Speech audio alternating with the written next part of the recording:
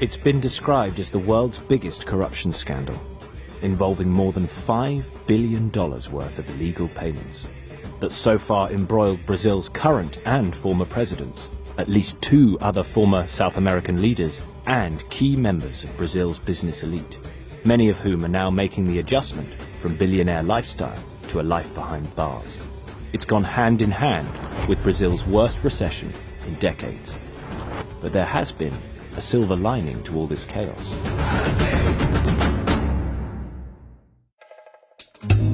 At the heart of the scandal are 2 corporate giants: Petrobras, Brazil's state-controlled oil company, and Odebrecht, Latin America's largest engineering firm. Petrobras awarded building contracts to Odebrecht and other smaller companies. These companies, in cahoots with Petrobras, would overcharge on the true cost of the work. Some Petrobras directors would turn a blind eye, and 3% of every deal would be siphoned off into a joint slush fund, which accumulated millions of dollars. These funds were laundered in a variety of small-scale businesses, such as car washes and petrol stations, and then used to finance political campaigns and bribe politicians in an attempt to win or influence government policy.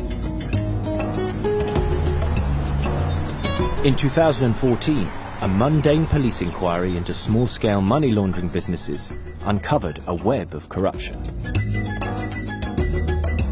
The investigation, codenamed Operation Car Wash, revealed a flow of money all the way from a number of Petrobras and Odebrecht executives to politicians at the very top of the political system. And once exposed, it began a reckoning that brought those involved to justice.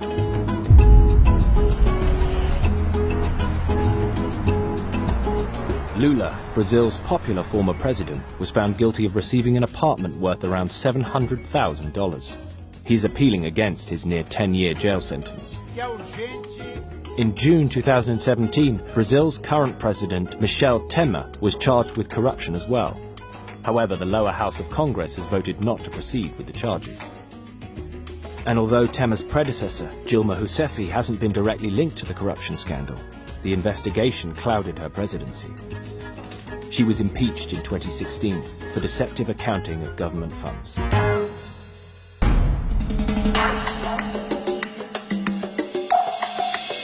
The vast scale of the scandal soon unfolded. Today, more than 80 sitting Brazilian politicians are now under investigation, and the scandal has spread to 16 countries across 4 continents, implicating other leaders and politicians. Peru's former president, Alejandro Toledo, is a fugitive, with a warrant out for his arrest. He's accused of taking bribes from Odebrecht.